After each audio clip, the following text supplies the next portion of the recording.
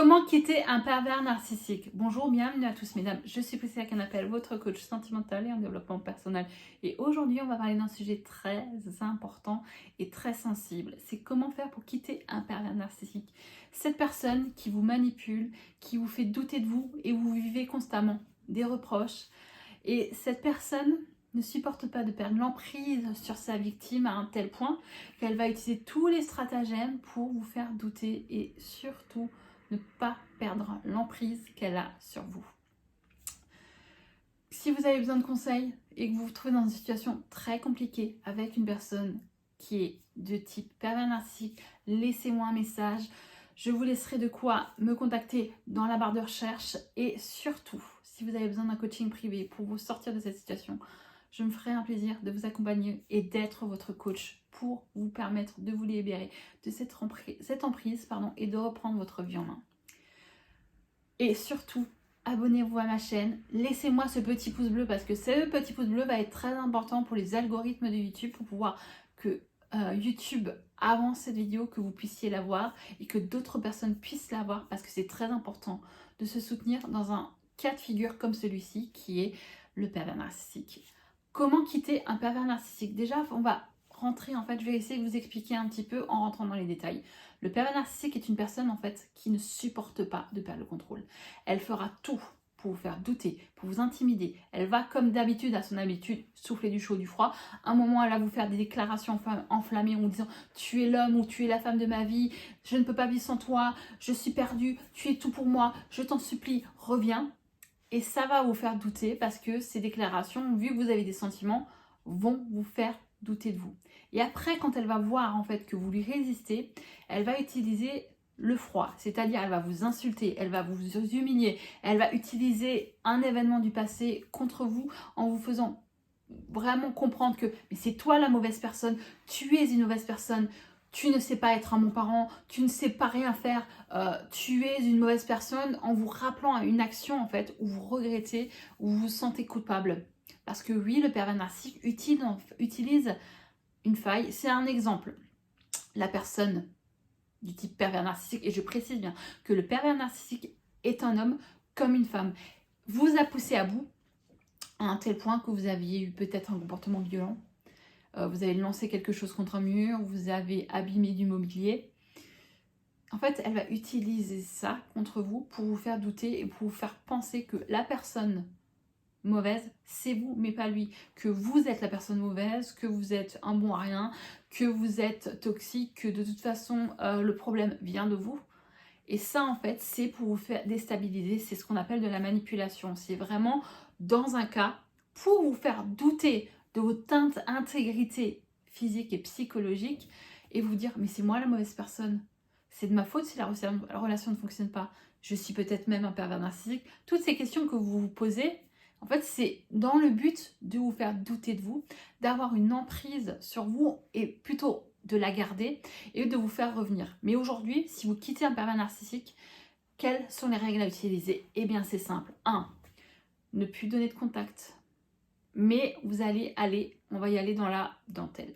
Parce que si vous lui dites, je supporte plus cette relation, je te quitte, t'es toxique pour moi, bah là, il va péter les plombs. Il va rentrer dans une rage, ce qu'on appelle la rage du pervers narcissique, et ça peut devenir très désagréable, il peut vous insulter, être violent, il peut devenir vraiment complètement taré. Parce que comme j'ai pu une fois avec des recherches, j'ai prendre conscience que le pervers narcissique c'est comme un enfant qui n'a pas grandi c'est vraiment dans son état psychologique une personne qui a des carences affectives et qui s'est construite de cette manière qui fait que quand il n'a pas ce qu'il veut, il va péter un câble. Quand on le contredit, quand on ne va pas dans son sens, quand on veut plus faire et marcher comme lui veut, eh bien, oh là là, les amis, ça va être compliqué parce qu'il va nous péter un plomb, il va rentrer dans une rage et à ce moment-là, c'est très compliqué.